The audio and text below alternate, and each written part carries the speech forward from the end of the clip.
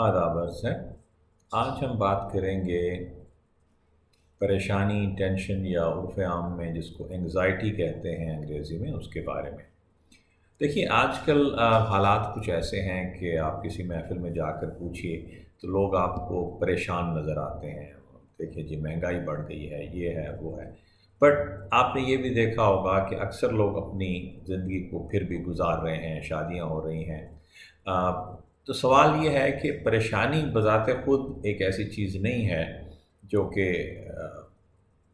Unusual है, बल्कि असल बात यह है कि क्या आप इतने परेशान हैं कि उसकी वजह से आप अपने रोज़मर्रा के कामकाज भी नहीं कर पा रहे।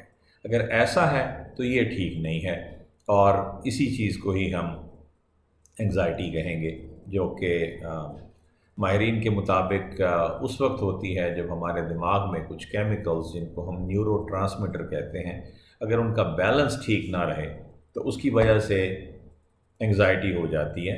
और इस कंडीशन के अंदर इंसान जो है उसको छोटी छोटी बातें बड़ी बड़ी लगने लगती हैं, जल्दी परेशान हो जाता है। दिमाग में एक ख्याल आ जाए तो वो बार बार घूमता रहेगा।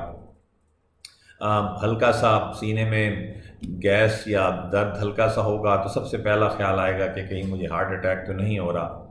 और इसी की ही जो एंग्ज़ायटी की ही एक रिलेटेड बीमारी है जिसको पैनिक अटैक कहते हैं।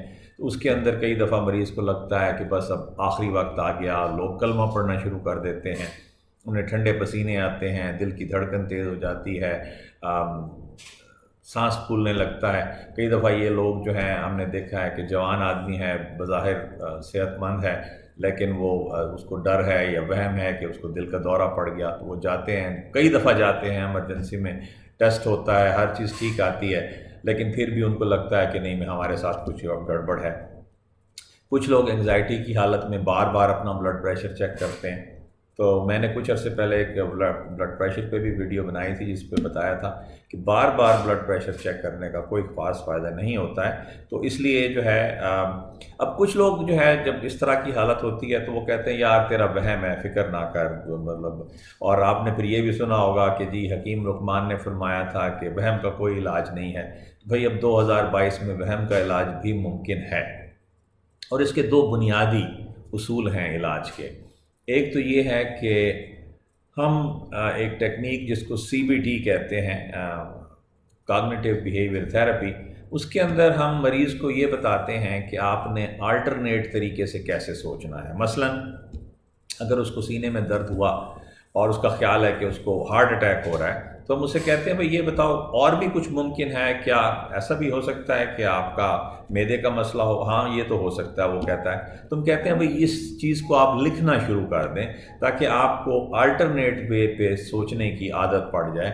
ये ना हो कि जब आपके पास कोई हल्का सा भी प्रॉब्लम आए तो आप सबसे जो जो सबसे आखिर जो गलत चीज़ है, हम उसका सोचने के अलावा हम ये भी सोच सकते। मसलन कई दफ़ा होता है कि दरवाज़ा खटकेगा और मरीज़ उसको लगता है कि बस अब पता नहीं कोई पुलिस आ गई है कुछ, उसको हम कहते हैं ये भी तो हो सकता है तुम्हारा दोस्त हो, या इस तरह से।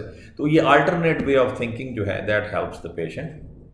जो दूसरा तरीक़ेकार है वो दवाइयों से है, और दवाइयाँ बेसिकली जो हैं वो आपके दिमाग के केमिकल का जो वो बैलेंस ख़राब था, वो उसको ठीक करने में हेल्प देती हैं।